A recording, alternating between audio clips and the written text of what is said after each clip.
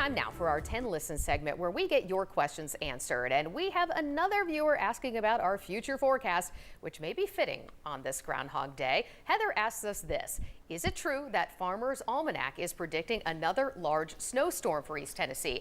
Well, to answer this question, we want to bring in a man far more experienced than any weather rodent who'll be making some predictions today. Yeah, Chief Meteorologist Todd Howell. We trust you way more than the groundhog. Bless you, Brittany. Thank you so much. Tell you what, Groundhog Day and now the Almanac. I know.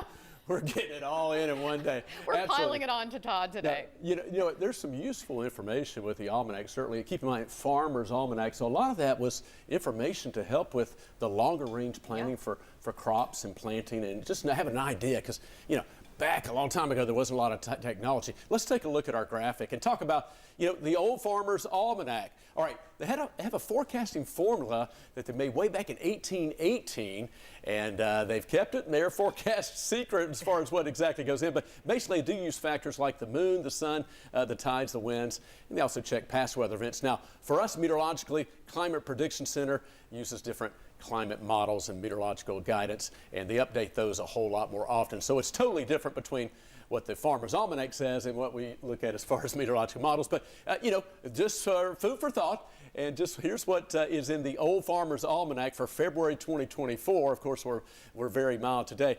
Yeah, looking ahead to February 10th through the 18th, if you jump on down the middle, I know it's kind of hard to read, but it says snowstorms to the north, rain south, cold then warm.